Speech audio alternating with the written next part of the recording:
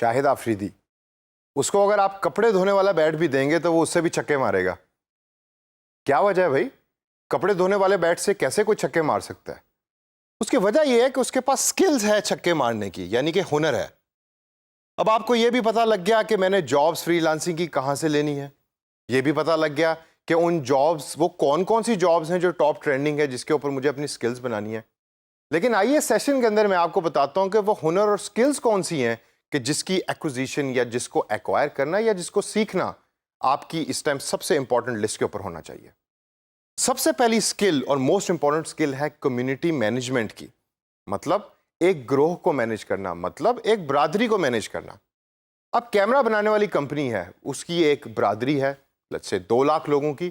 یہ 2 لاکھ لوگوں کی برادری مجھے کیسے پتا ہے کہ اس کیمرہ بنانے والی کمپنی کی ہے؟ کیونکہ ان کے فیس بک پیج کے اوپر 200,000 لائکس ہیں، یعنی کہ 2 لاکھ لائکس ہیں. تو وہ جو 2 لاکھ لوگ ہیں وہ اس کمپنی کو ریگولر فالو بھی کرتے ہیں، اس کی بتائی ہوئی چیزوں کے اوپر عمل بھی کرتے ہیں اور ویٹ کرتے ہیں کہ کب وہ کمپنی نیا سے نیا کانٹینٹ شیئر کرے گی اپنے فیس بک پیج کے اوپر. اب ایز اے فری لانسر آپ کی ایک بہت بڑی رسپانسبلٹی ہے اس برادری کو مینیج کرنے کی، یعنی کہ آپ اس کمپنی کے ریپرزنٹیٹیو ہیں. آپ کو کمپنی بتائے گی کہ ہم نے اب یہ چیز اپنے فیس بک پہ پوسٹ کرنی ہے اور آپ کو اس کو مینیج کرنا پڑے گا. اسی کمیونٹی مینجمنٹ کا اگلا حصہ ہے پوسٹنگ سکلز. اب یہ پوسٹنگ سکلز ہر بندے کا کام نہیں. پوسٹنگ کے اندر سب سے امپورٹنٹ جو آپ کو ریکوائرمنٹ ہے وہ ہے کہ آپ آرگنائزڈ ہیں. آپ کو پتا ہونا چاہیے کہ میں نے کون سی پوسٹ کب کرنی ہے اور اس کا فائدہ کس کو ہوگا.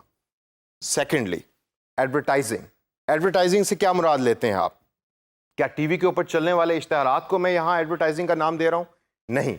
ایڈورٹائزنگ سکلز کا مطلب ہے کہ آپ سرچ کریں کہ آپ کے کلائنٹ سے ملتے جلتے پروڈکٹس انٹرنیٹ پہ کیسے بک رہے ہیں، ان کے اشتہارات کس طرح کے ہیں.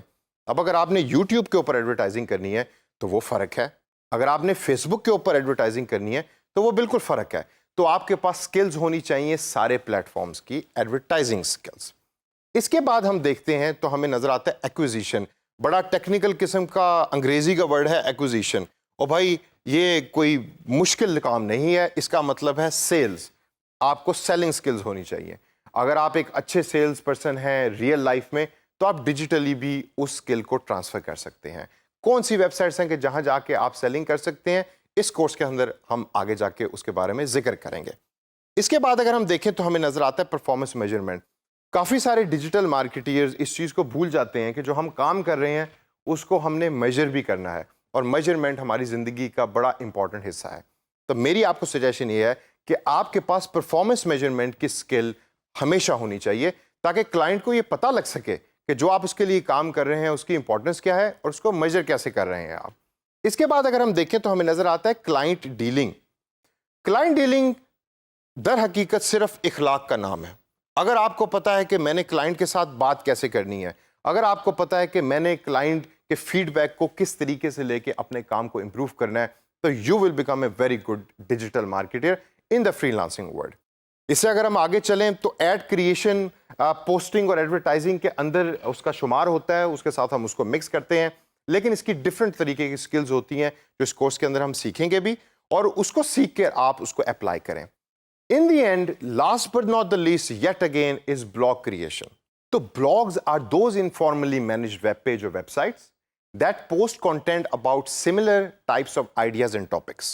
یہ تو میں نے فیس بک کے بارے میں بھی ابھی تھوڑی دیر پہلے کہا تھا جب میں کمیونٹی مینجمنٹ کی بات کر رہا تھا. نہیں، فیس بک ایک پری ڈیزائنڈ پلیٹ فارم ہے جو آپ کو پرووائڈیڈ ہے، جس کے اوپر ڈفرینٹ طریقے کی کمپنیز اویلیبل ہیں. جبکہ بلاگز وہ ویب سائٹس ہیں جو کمپنی اپنے ریڈرز کے لیے بناتی ہے اور اس کے اوپر کانٹینٹ کو شیئر کرتی ہے جو ریڈر جا کر اس کو دیکھتا ہے. اب as a free lancer of digital marketing, blog creation آپ کی ایک ذمہ داری ہے، اور آپ کو اس کی سکل آنی چاہیے کہ بلاگز کیسے بنانا ہے، کہاں بنانا ہے اور اس کے اوپر پوسٹ کیا کرنا ہے تاکہ زیادہ سے زیادہ لوگ اس کو پڑھیں اور کمپنی کو اس کا فائدہ ہو. تو دوستو، اس سیشن کے اندر میں نے آپ کو ڈفرینٹ سکلز کے بارے میں بتایا. اب اس سکلز کی ایک آپ لسٹ بنا لیں اور اس لسٹ کو آپ میچ کریں ان جابس کے ساتھ جو میں آپ کو پہلے بتا چکا ہوں، تاکہ آگے چل کے آپ کو پتا ہو کہ میں نے کون سی سکل کس جاب کے ساتھ اٹیچ کرنی ہے اور اس کو سیکھنا ہے.